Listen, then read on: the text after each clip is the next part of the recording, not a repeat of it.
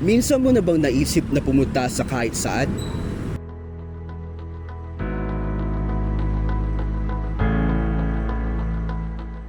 Kahit saan ka man dalhin ng iyong mga paa?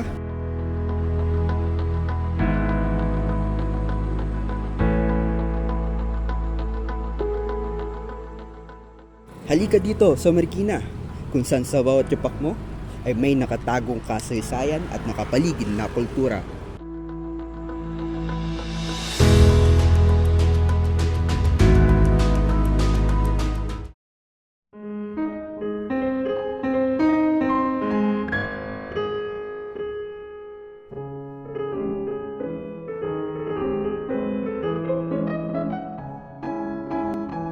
Ito ang Marikina City, dating isang rural na pook na bahagi ng probinsyang Rizal.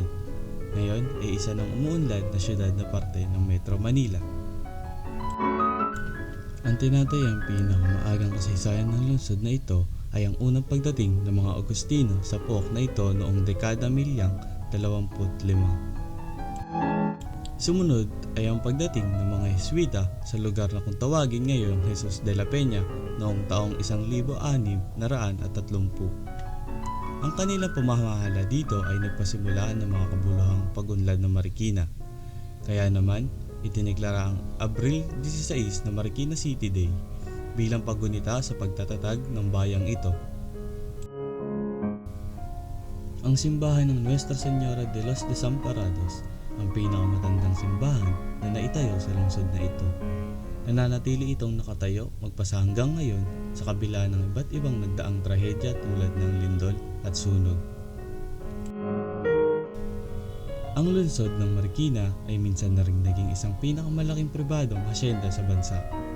Ang pinakatanyag na may-ari nito ay ang isang mayaman at Chinong mestizo si Don Antonio Tuaso. Matagal na angkin ng kanyang angkan ang malaking bahagi ng Marikina. Meron din siyang malayong kamag-anak na naging isa sa pinakama-impluwensyang tao sa kasaysayan ng Marikina. Ang kanyang bahay ay tinuring na sentrong pangkultura ng Marikina. Ito ay walang iba kung hindi si Don Laureano Guevara, ang binansagang father of the Philippine footwear industry.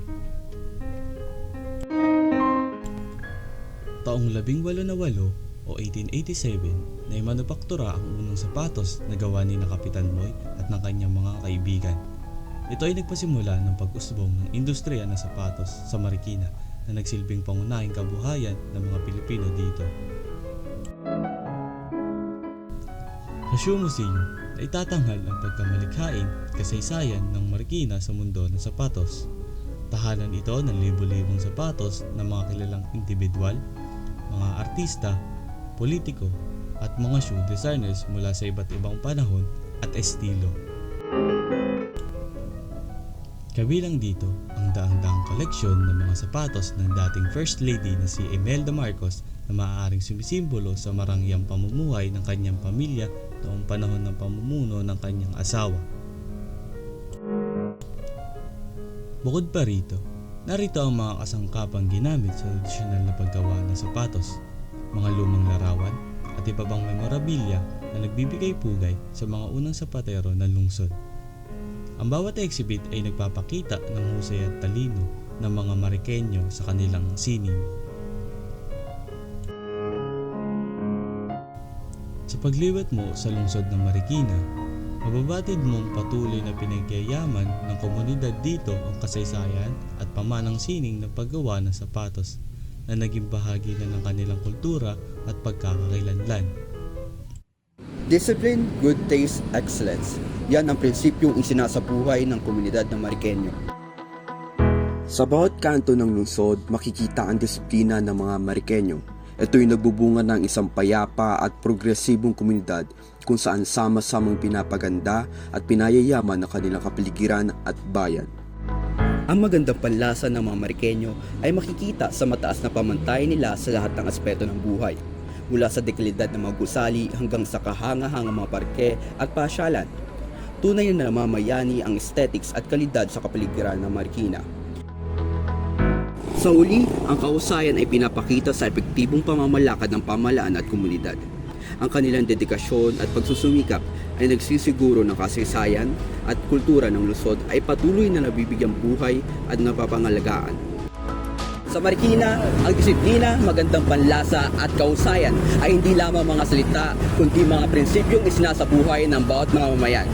Halina't bisitahin at tuklasin ang yaman ng kultura at kasaysayan ng Marikina at maranasan ang tatak ng isang tunay na maunlad na komunidad.